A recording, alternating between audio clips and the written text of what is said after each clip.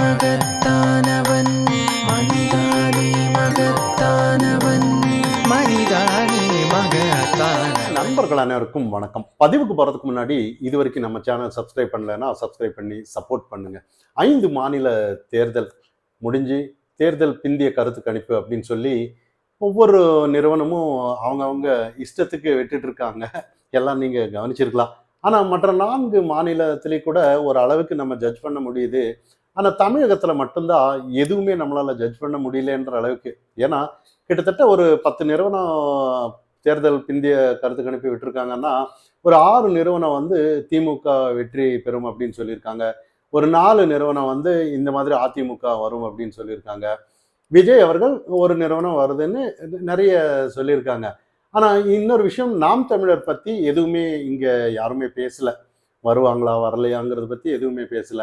இதெல்லாம் தாண்டி இன்னொரு விஷயம் என்னன்னா, அறிவாலயத்துல இன்னைக்கு ஏதோ ஒரு ஆலோசனை அப்படின்னு சொல்லி கொடைக்கானல் டூர் பண்ண நம்ம முதல்வர் எம்.கே. ஸ்டாலின் எல்லாம் வந்து பெரிய லெவல்ல ஒரு ஆலோசனை நடக்கிறதா சில செய்திகள். விஜய் அவர்களும் கூட வெற்றி வாய்ப்பு யார் யார் இருக்கோ அவங்க எல்லாம் எங்கேயும் தவறாம மறந்துடக்கூடாது, பனையூருக்கு வரணும் கண்டிப்பா அப்படின்னு ஒரு விஷயத்தையும் சொல்லியிருக்கிறாரு. ஆனா இதெல்லாம் தாண்டி அதிமுக எடப்பாடி பழனிசாமி அவர்கள் வந்து உங்க கனவு எல்லாம் பலிக்காது, திமுகவோட கனவு நாடகம் எல்லாம் பலிக்காது, கண்டிப்பா அதிமுக தான் வெற்றி பெறும் அப்படின்னு ஒரு விஷயத்த சொல்லிட்டு வரதை நம்ம கவனிக்கலாம். இங்க ஊடகம் ஒரு விஷயத்த பண்றாங்க, நல்லா கவனிச்சு பாருங்க. அதாவது ஒரு ஒரு சில ஊடகம், அதாவது திமுக தாவேகா இவங்க 2 பேரு தான் வர்றாங்க போட்டின்ற மாதிரி. இங்க எடப்பாடி பழனிசாமி அவர்கள் வந்து 3ஆம் இடம் தாவேகா தள்ளிவிட்டது அப்படின்னு ஒரு விஷயத்த ஊதிட்டு இருக்காங்க. ஏன்னா நம்புற மாதிரி ஏதாவது ஒண்ணு பேசணும். ஏன்னா எல்லாரும் அவங்கவுங்க கருத்து கணிப்புங்கிறது, கருத்து உரிமை, கருத்து சுதந்திரம் எல்லாம் விடலாம். ஆனா ஒரு 4 நாள் பொறுங்களப்பா, 4ஆம் தேதி வந்துடும், எல்லாம் தெரிஞ்சிடும் அப்படின்னு நம்ம சொல்ற மாதிரி தான். அவங்க ஆளுக்கு இஷ்டத்துக்கு அள்ளி விட்டுட்டு இருக்காங்க. எடப்பாடி பழனிசாமி அவர்கள் 3ஆவது இடம் வர்றாராமா. தாவேகா வந்து 2ஆம் இடம் போயிட்டு இருக்கிறாரு. அன்னையிலிருந்து இன்னைக்கு வரைக்கும் திமுக இதுதான் நரேட்டிவ் பண்ணுது. அதாவது அதிமுக ஒரு பொருட்டாவே மதிக்கலன்ற மாதிரி தான். ஆனா ஏன்னா இதெல்லாம் மக்கள், அதிமுக எடப்பாடி பழனிசாமி தேர்தல் பிரச்சாரத்துக்கெல்லாம் போகும்போது மக்கள் எந்த அளவுக்கு கூடுனாங்கிறது உங்களுக்கு எல்லாம் தெரியும். அதே திமுக எங்க எல்லா ஊருக்கு பிரச்சாரம் பண்ணும்போது ஊர் விரட்டினதெல்லாம் நம்ம பார்க்குறோம்.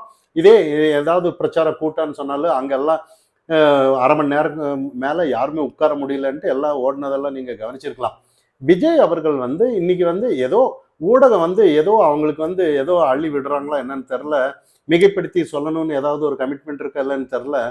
அந்த அளவுக்கு, அதாவது அதிமுகங்கிறது இங்க ஒரு பொருட்டாவே இல்லைன்ற மாதிரி பேச ஆரம்பிச்சிருக்காங்க. அதாவது டிபேட் பண்ணான்னா அதிமுக வரும்னு அவங்க ஒருத்தருக்கு கருத்து கணிப்புல பேசுறாங்க. ஆனா இந்த இடத்துல வந்து டிஎம்கே டிவிகே 2 பேர் போட்டாதான் போட்டு அதை பத்தி டிபேட் பண்றாங்களே ஒழிய எடப்பாடி பழனிசாமி பத்தி பேசுறதே இல்லை. இதெல்லாம் தாண்டி இன்னொரு காமெடியான விஷயம் என்னன்னா, டிஎம்கே ஆட்சிக்கு வந்தான்னா ஆட்சியில நாங்க பங்கு கேட்போம் அப்படின்னு சொல்லி காங்கிரஸ் நிர்வாகிகள்லாம் ஒரு கண்டிப்பா ஆட்சியில பங்கு கேட்போம், இந்த தடவை நாங்க விடமாட்டோம் அப்படின்னு ஒரு தரப்பு இப்ப பேசிட்டு இருக்கிறத நம்ம கவனிக்கலாம். இன்னொரு விஷயம், காங்கிரஸ் மாநில தலைவர் வந்து இப்ப மாணிக் தாக்கூர் வர்றதா சில செய்திகள்.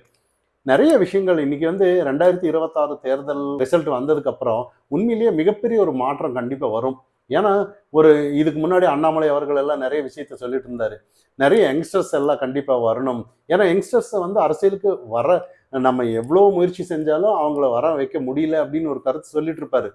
அவங்க நல்லதோ கெட்டதோ ஃபீல்டு என்னன்னு பாருங்க, அது நம்மள என்னதான் அரசியல் அவங்களுக்கு சொல்லியும் புரிய வைக்கலன்னு ஒரு விஷயம் சொல்லிட்டு இருந்தாரு. ஆனா விஜய் வந்து எதுவுமே புரிய வைக்கல, எதுவுமே பண்ணல. அவர் ரசிகர் அப்படின்னாவது என்ட்ரி பண்ணி வச்சாரு, அதாவது அரசியலுக்கு. இதுக்கு சந்தோஷப்படணும் தான்.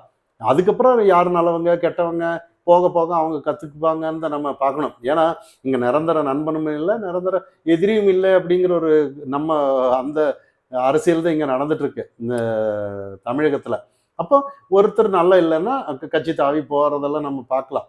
அப்போ இந்த இடத்துல வந்து நிறைய விஷயங்கள் வந்து அதை அரசியல் என்ன ஏதுங்கிறது இன்னைக்கு யங்ஸ்டர்ஸ் அட்லீஸ்ட் திமுக கற்றுக் கொடுத்துருக்குன்னு தான் நம்ம கவனிக்கணும். ஏன்னா திமுகவோட நாடகங்கள் தான். ஏன்னா மத்திய அரசுக்கு எதிராக போராடுறது, நிறைய ஒண்ணுமே இல்லாத ஒரு விஷயத்த வந்து எஸ்ஐஆர் விஷயத்துல ஆனாலும் சரி, நிறைய இன்னைக்கு பெண்களுக்கு இடஒதுக்கீடு பிரச்சனை எல்லாத்துலேயும் இங்க அவங்க நாடக அவங்க அதாவது பாஜகவை எதிர்க்கணும், இவங்களோட பிரச்சனையை மறைக்கணும். சட்ட ஒழுங்கு பிரச்சனை, கஞ்சா, பாலியல், ஏன்னா ஒரு பெண்கள் நடமாட முடியல, இத்தனை விஷயம் இருந்து கூட திமுக மறுபடியும் நாங்க தான் ஆட்சிக்கு வர்றோம்னு ஒரு இன்னைக்கு அறிவாலயத்துல கூடுறாங்கன்னா உண்மையிலேயே பெரிய விஷயம்தான். ஏன்னா திமுக வரும்னு எல்லாமே ஊதுனாதான் அவங்களுக்கு ஏதோ ஒன்று கிடைக்கும்னு நினைக்கிறேன், அதாவது ஊடகத்துக்கு.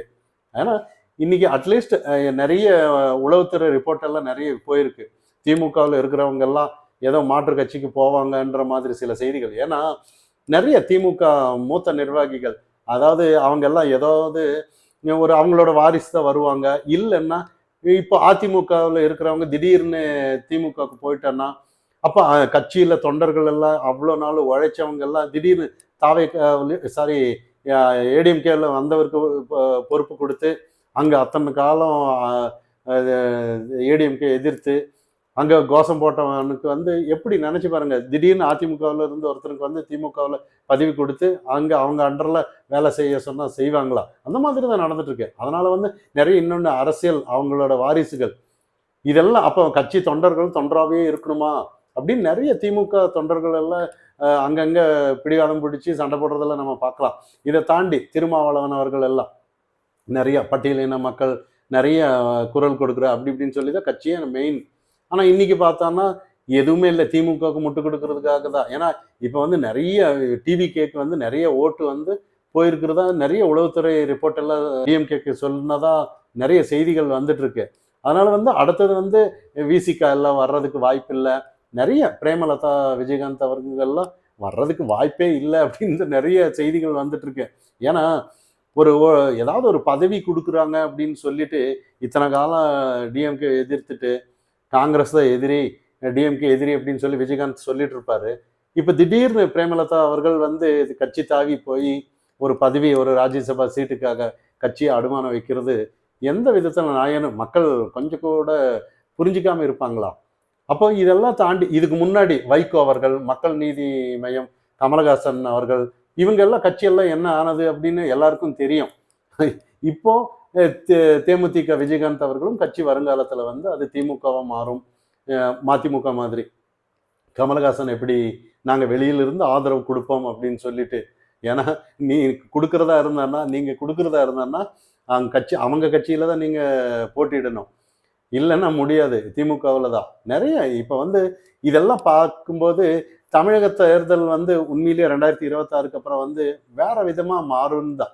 ஏன்னா இங்கே வந்து யார் வருவாங்க வரமாட்டாங்கங்கிறதெல்லாம் ஒரு 4 நாள் இருந்தால் எல்லாருக்கும் தெரியும். நம்ம ஒன்றும் பெரிய அதை அழட்டிக்க வேண்டிய அவசியம் கிடையாது. ஏன்னா மக்கள் யார் மேலே எதிர்ப்பாக இருந்தாங்க, யார் மேலே கொஞ்சம் இளைஞர்கள் ஆர்வமாக இருந்தாங்க, இன்னும் நிறைய அண்ணாமலையை பின்னாடி எத்தனை யங்ஸ்டர்ஸ் எல்லாம் சரியான புரிதலோட இருந்தாங்க.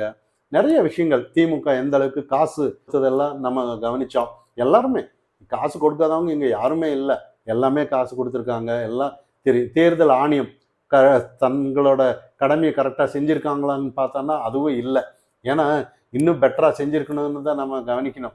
ஏன்னா இது தேர்தல் ஆணையம் எதுவுமே செய்யலை, இப்போ சுதந்திரமாக விட்டுட்டாங்கன்னு தான் நம்ம கவனிக்கணும்.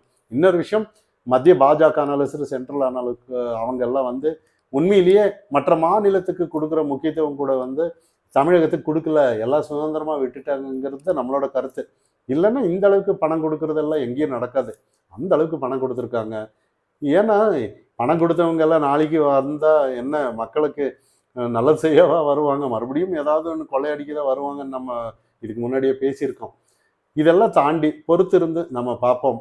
ஆளுக்கு ஏதோ ஒரு கருத்து கணிப்புன்னு சொல்கிறாங்களே ஒழிய ஒரு 4 நாள் தான் வெயிட் பண்ணான்னா எல்லாமே முடிவுக்கு வந்துடும்.